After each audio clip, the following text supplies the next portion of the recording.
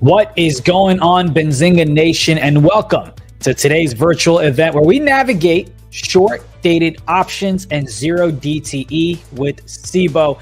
There's so many things that we've talked about in our trading shows and any other shows that you might have joined us for, where we talk about trading zero DTEs in a responsible manner. How do you kind of best utilize this instrument to benefit our portfolio in the long term? And that's exactly what we're going to talk about. There's so many different advantages that you can have when you trade short-dated options, SPX. We often talk about the VIX as well and how some folks might be buying that to go and protect and hedge a little bit. So we'll have those conversations with Vince here in just a moment. But I'm curious, before we go ahead and get started, what's going on, Elon? Give me a favor. Go ahead and type in 1 in the chat if you do go ahead and use short-dated options and zero DTE. I want to see how many of our viewers utilize this. And if you have any questions, you can go ahead and let us know right now throughout the presentation, throughout the conversation. I'll do my best to go ahead and bring them up with Vince as well. There's a lot of good stuff packed. We'll have a couple of visuals to go over as well. But I think the most important part, a lot of people may not even know, I didn't even know about it until maybe about 2 years ago, is the tax advantage that you have when you're trading SPX versus just say the SPY, right? So that's something that's really beneficial. Looks like Ben uses short dated. You've also got Heats, Christopher. I know a few other folks, when they watch us in live trading, they go ahead and use it as well. Now with the short dated options and the zero DTEs, the volatility can be insane because you're trying to be correct in less than 1 day when it comes to trading, right? You want to make sure that the move that you're anticipating happens quickly, or else you're just going to get killed when it comes to theta. And that's something that we'll go ahead and talk about here in just a minute with Vince as well. Vince, you can go ahead and give me a thumbs up whenever you're ready to rock, and we'll go ahead and bring you on camera. But those are the types of conversations that we'll be having with Vince here in just a moment.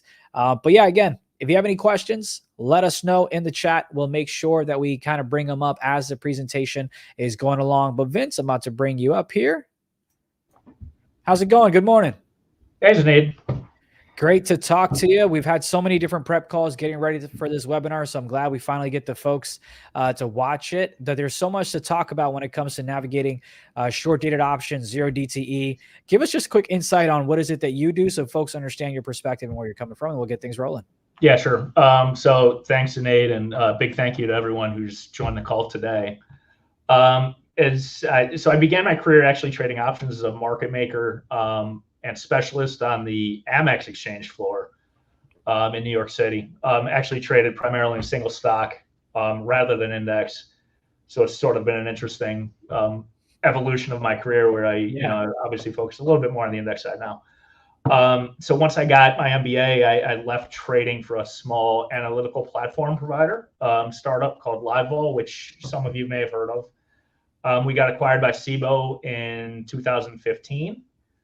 Been here ever since. So right now, my focus is on covering the retail derivatives ecosystem. So that that includes everything from brokers and their platforms to third-party technology providers, educators, social networks, things like that. So, but yeah, thanks for having me. Absolutely. You bet. And we've got a couple of folks that, we talked about how popular it is to trade those short dated options and zero DTE. And, you've got a few folks in the chat. We told them to type 1 if they do use it. Matter of fact, Christopher went ahead and traded one earlier as well. So this is going to be something that's quite relevant to our viewers, but I believe you wanted to share your own charts. I think it's, I can go ahead and pull them up here for you. Sure. All right. But yeah, if you just want to, yeah. So just, thanks, Sinead. So, I'll just kick things off by noting the tremendous growth in the options market over the past several years. A lot of that is retail driven, not all by any stretch. So volumes have increased about 3 times in the last 7 years, from 4 billion contracts, I think, in 2017 to about 11 last year, and we should reach another high this year. There's tons of factors behind that. More expirations, more products, better technology, better bid-ask spreads. Obviously there's been some interesting confluence events on the retail side specifically, rise of no-fee brokers, ticket charges being eliminated. And then the topic of the conversation today, which has really supercharged the growth in the last few years, is zero DTE, right? So more recently, we've seen an increase in short duration trading, which again we'll cover in the next few slides. Speaking of which, I think we want to clear a few misconceptions. Interrupt real quick. Do you mind hitting full screen on yours on your presentation? Oh yeah, my bad. No, you're good. You're good. But yeah, you've got folks already talking about the XSP, which by the way, look, I'm happy to admit I've been trading options for quite some time, but when I was looking at the slide, which again, we'll go over, I want to jump around, but that was something that I didn't even know that was offered, was the XSP versus the SPY. So that was interesting for me because the tax advantage of it is cool. But anyway, if you can hit full screen, I think maybe you can go to like present or slideshow. You should be able to do so. On the bottom right, it'll also have it. If not, I can share my screen. I see it. Okay. Yep, yeah, there you go. Okay, there we go. Yeah, so you mentioned, I'm sorry, I was fumbling with the technology here, but you mentioned XSP specifically.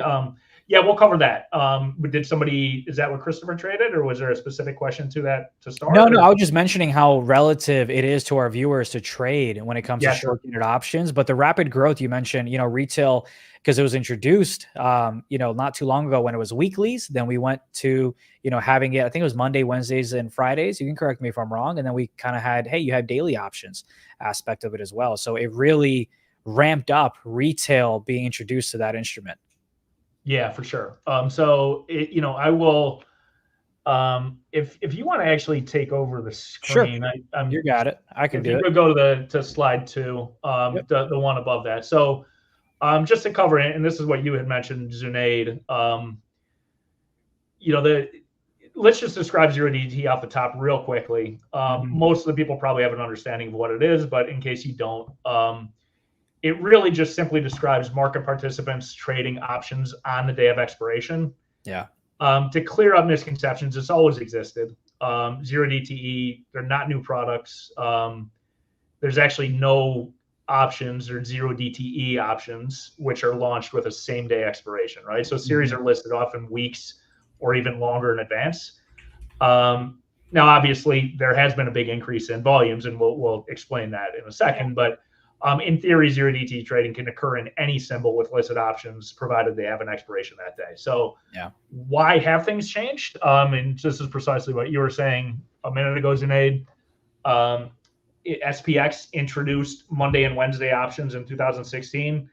We actually didn't have full round the calendar options until second quarter of 2022. So and that corresponds obviously with a little bit more of the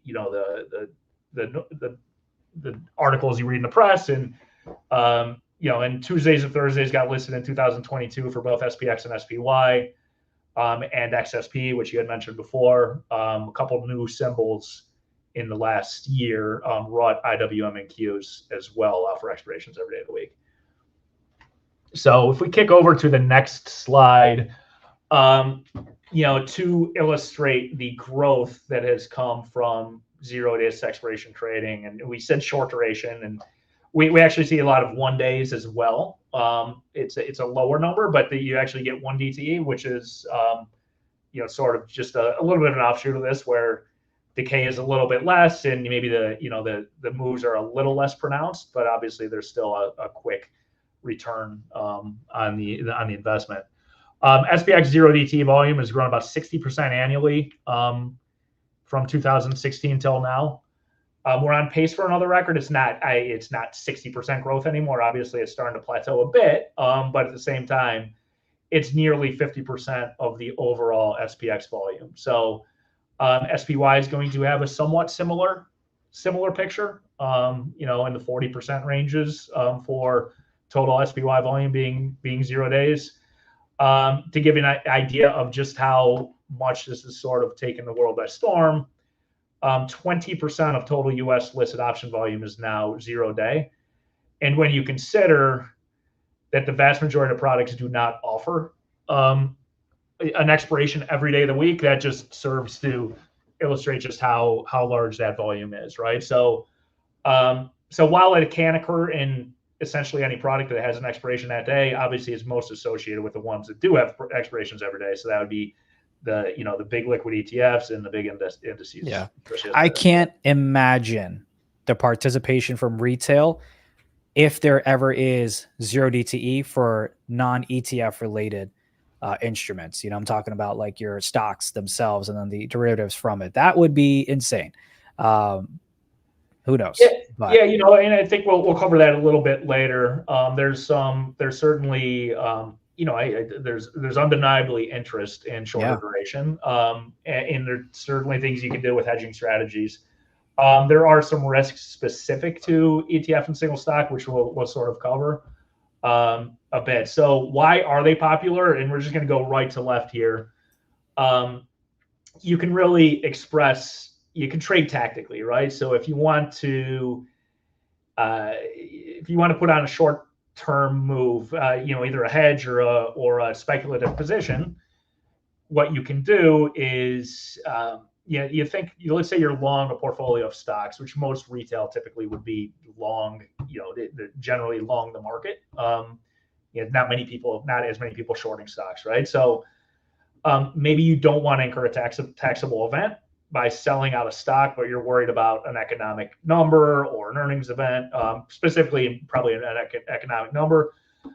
You can trade tactically by hedging with the related index or ETF option in terms of you maybe put a bearish position on there, means you don't have to take your stock positions off, and obviously you have a little bit of protection from that downside hedge.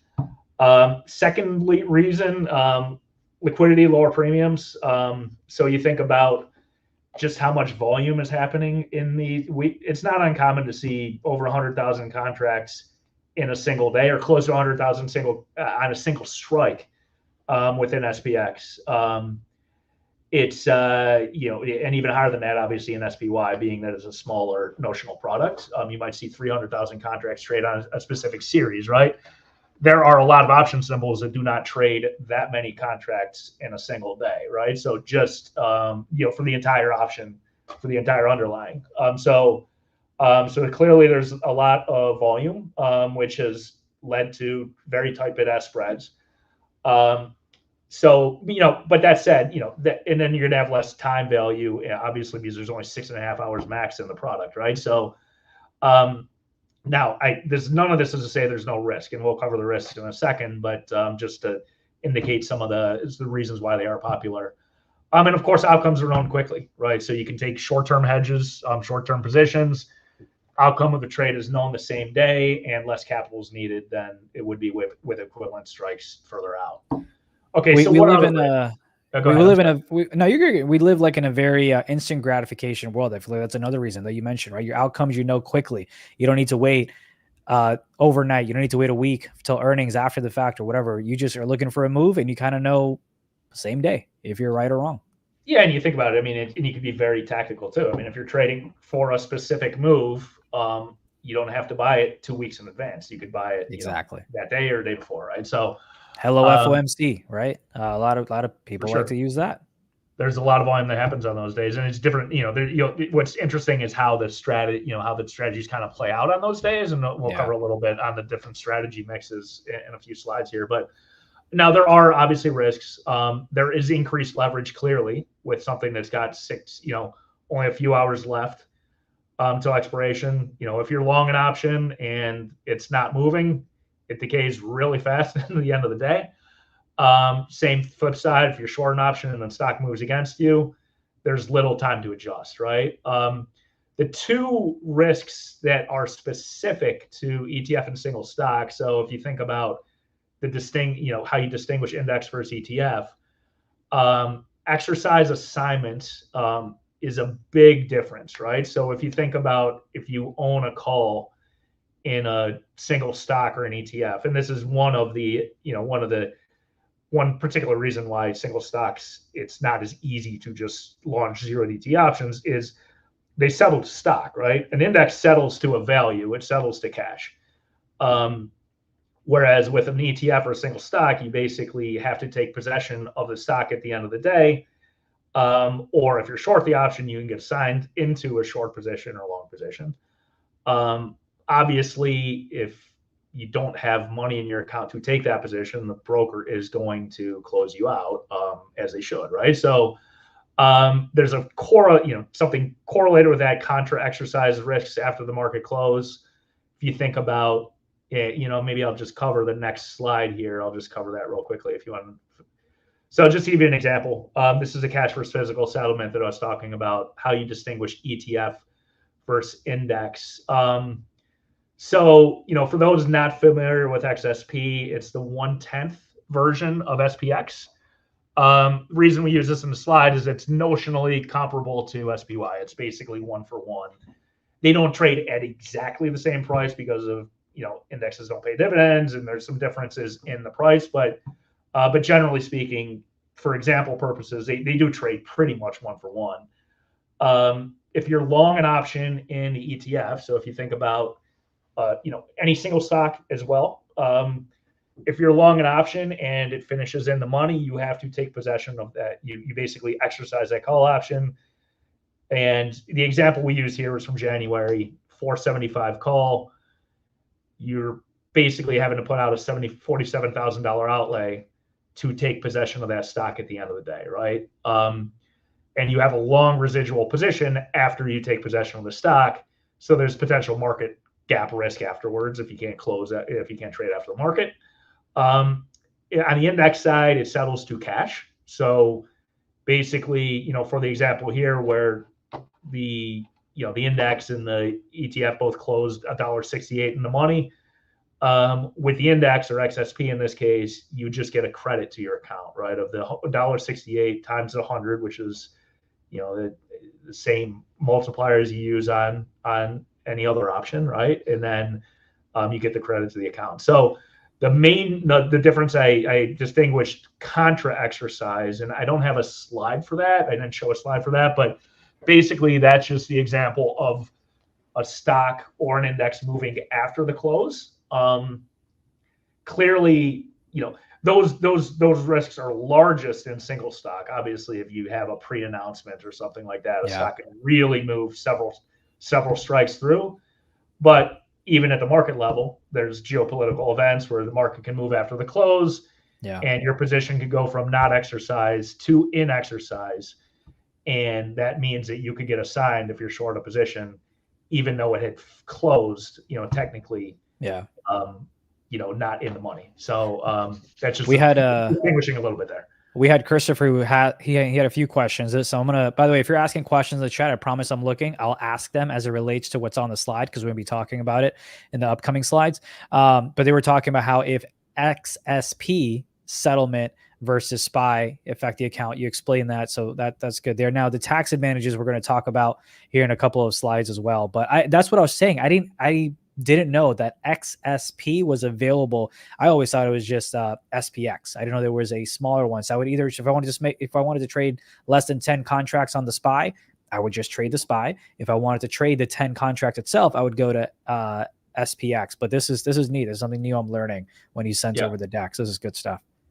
Yeah, and I think, and this is obviously, SPY is a great product too, right? So, I mean, there's benefits to doing either ETF or index. I think the history of, just for context right now, XSP does about 70,000 contracts a day, which in the grand scheme of things is a pretty busy product relative to the large ETFs and the indices. It's not nearly as big, right? So, we've put some incentives in to improve the bid-ask spreads over the last few months. So it's definitely worth another look. I think historically, bid-ask spread was a real concern with XSP, and that's becoming less of the case.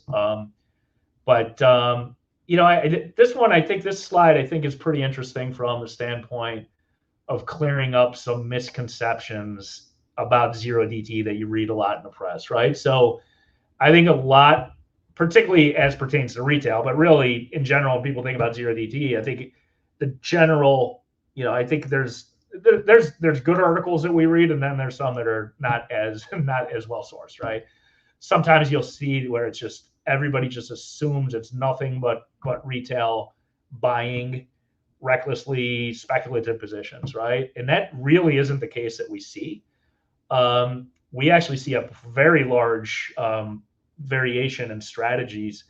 As you can see, the SPX strategies on the left in 2023,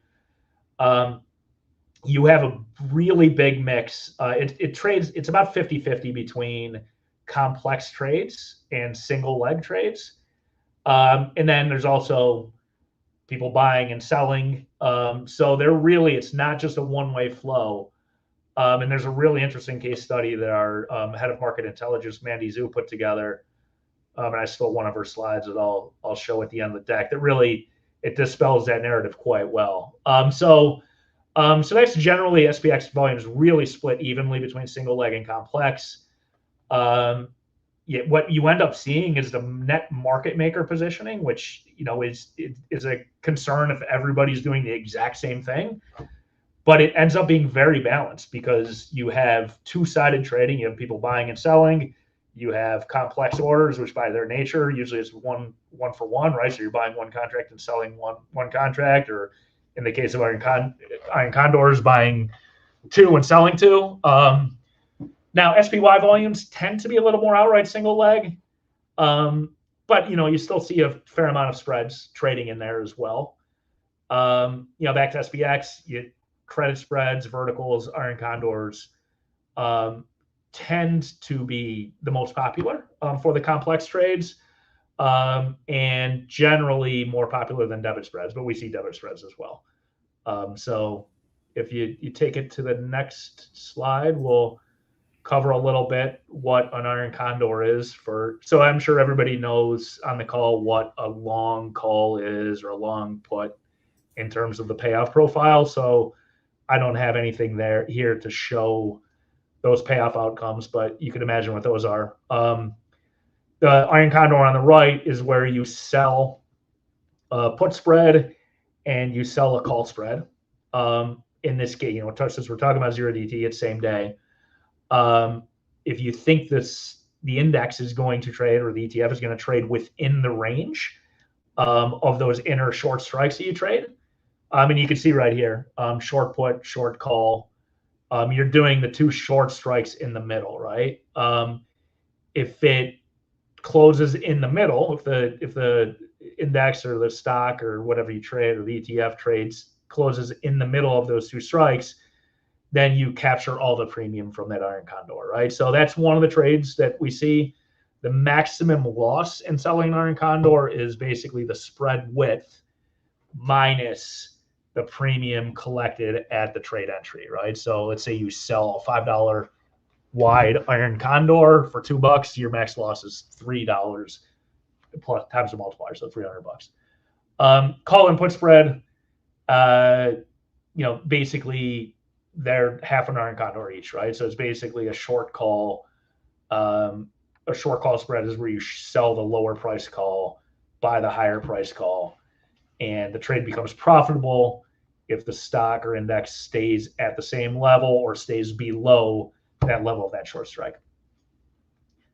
Okay, so if we go here, so this is a case study I wanted to mention specifically, and this one I think Mandy did a great job in sort of dispelling some of the narratives that are out there about everything being one-way flow. So on December 20th last year, the market fell pretty substantially with a move of 1.71% following lower rate cut expectations by the Fed, right? So there's obviously the volume was crazy that day. It traded over 4 million contracts, which doesn't happen often, right? I think we've had probably close to a dozen in the history of Cboe in terms of SPX contracts. And 1.9 million of those were 0DT, right? So if you think about just that sheer size, a few years ago, we were doing 1.3 million a day in SPX period, right? So we did 1.9 million a day that day, specific only in 0DTE, right? So, there's obviously articles that go out where people think, everybody is one-siding the trade and everybody's buying and taking speculative positions. And that's actually not what we saw at all in the data. Obviously, being an exchange, we have access to data where we see where people are opening and closing and buying and selling. And so we do have a little better insight into what the actual dynamics are. But on that day, so you had 1.1 million SPX 0-day contracts trade of the puts. On a net basis, customer were only short 17,000. So 1.6%. So what's happening? A lot of people doing spreads. Maybe somebody's doing a 5,000 49.80 spread. Somebody else is doing the other side, right? So these things tend to balance out, and market makers, as a result, aren't necessarily being stuck with these massive accumulated positions that they have to hedge off. There really is two-sided flow. So the largest imbalance is actually customers being net short 10,000 of the 47.75 puts. But if you look, it's probably hard to see on the screen, but the graphic really does it justice. And there's actually on the deck, there's I think a QR code that gives you you can subscribe to Mandy's newsletter, and she has insights like these all the time, and they're great. Cool. But if you see the I'll gray find them line, on our deck and I'll share it. Yeah, so the gray lines here represent the volume, right, for that day, and that's in those strikes. So these are big. Like I said, this is an example where over 100,000 contracts trade. If you see this tiny blue bar, the tiny blue bars here, this is the net customer volume on that day, right? So basically, people opening and closing on the line, buying, selling on the line. Really, it's a fraction of the overall volume, right? Just because of the dynamics, and we typically see that on a daily basis. It really is balanced flow. So Mandy has a few more examples online, which she walks through and puts a little more, rigor behind the analysis. But just I thought this was one to kind of dispel a few of the narratives out there. Yeah. And because I don't think there's a point that's typically very well understood. Yeah, it can get complicated too, because someone can be like, "Oh my God, there's so much buying happening." But it's like, hey, is it buying? Is it hedging? Is it selling? Is it closing?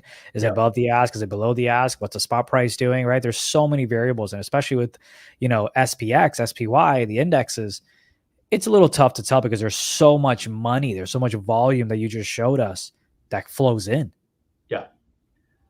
Yeah, and it's tough. I mean, I think in general, I think some of the the way some of the analysis is done sometimes is people look at the trade price. Is it trading on the offer, or is it trading on the bid? And you make a lot of assumptions off that. And sometimes those are valid. I mean, they're probably valid more often than not, but there's enough error in that kind of analysis because you don't know if something traded near the offer that was necessarily a customer buying, right?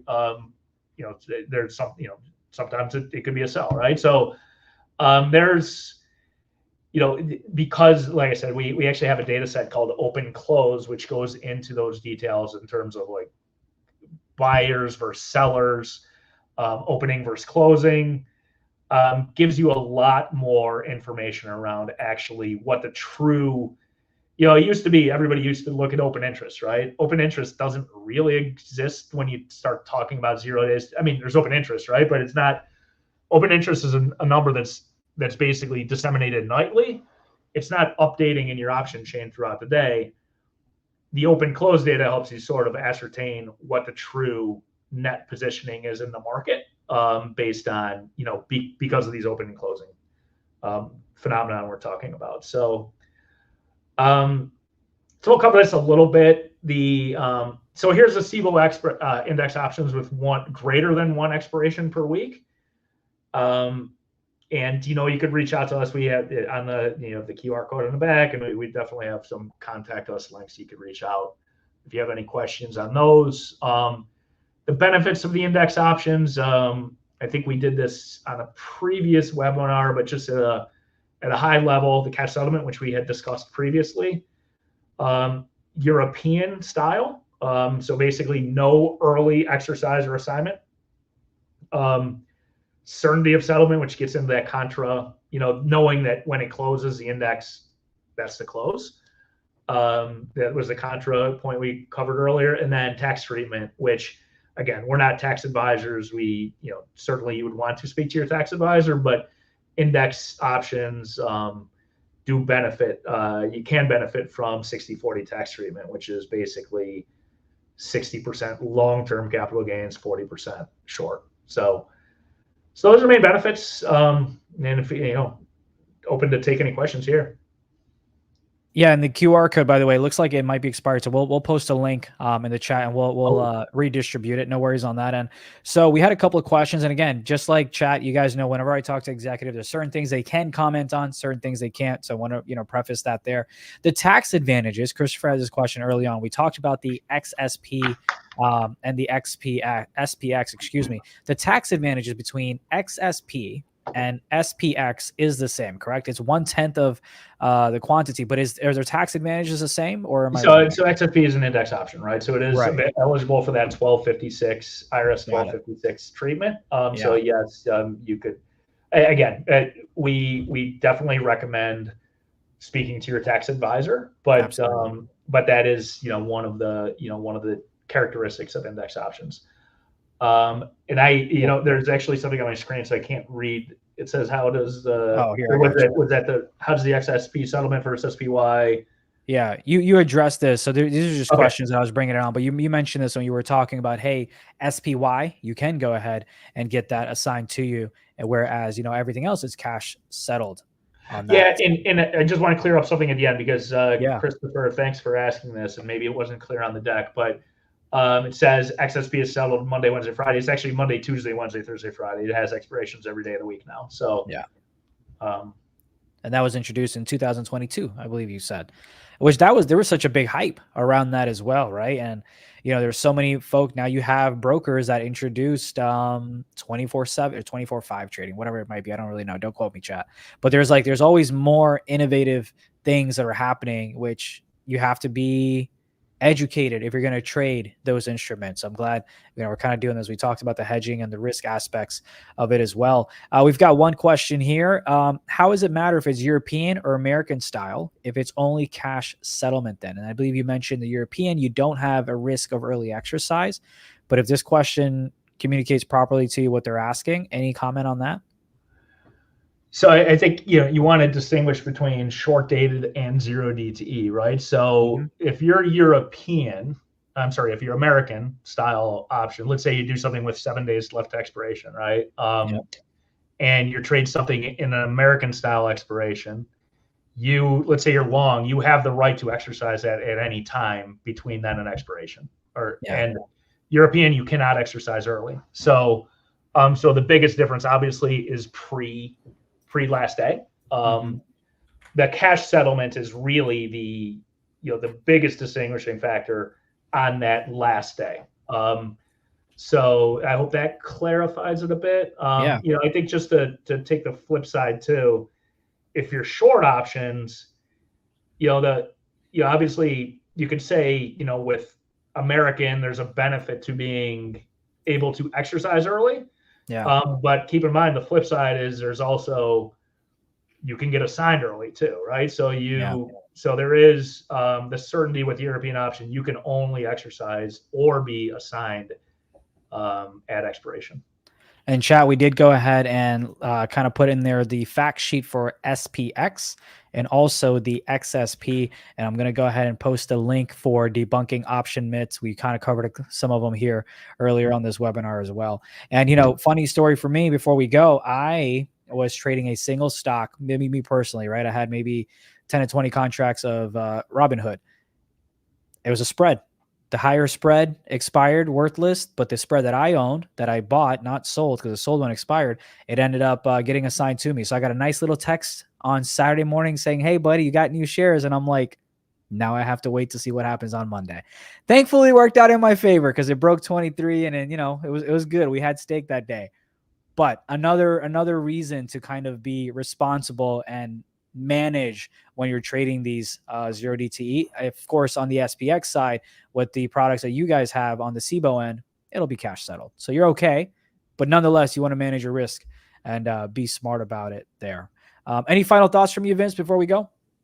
No, I really appreciate everybody joining today. It's certainly been a hot topic. So certainly use the resources and feel free to reach out to us and we'll give you the help that you need. Awesome. Thank you, Vince. Appreciate it. Appreciate your time. And I'm sure we'll have more of these conversations as, our viewers really do love trading these. We trade them live on our live trading shows and things like that as well. So thank you again for your time. Thank you, Zane. Absolutely. And for you, the viewers at home, we appreciate you, asking for this type of content, which is why we go out and deliver it to you, because this is of interest to you. This is something that you utilize in your trading mechanics as well, and the instruments that you use. And as always, if you have any other type of services or products or any information, educational side that you'd like, you can always reach out to me at Benzinga.com. And I agree, this is such a hot topic. When it comes to 0DTE and short dated options contract. You hear us talk about it almost every single day on our live trading shows. We wanted to bring an expert who is well known in the community, market maker, has the experience to kind of speak to the advantages on the tax side. I think that's something that's huge that we need to educate the viewers and the traders that are out there, is that you have tax advantages. Like I said, I've been trading options for quite some time. I trade SPXs, and the XSP was something new that I'm going to kind of utilize in my trading style as well. But anyway, thank you all so much for watching. We appreciate a lot more educational content to come. But for now, I want to thank Aaron and everyone else that kind of helps put this webinar together for their time. And we'll see you next time.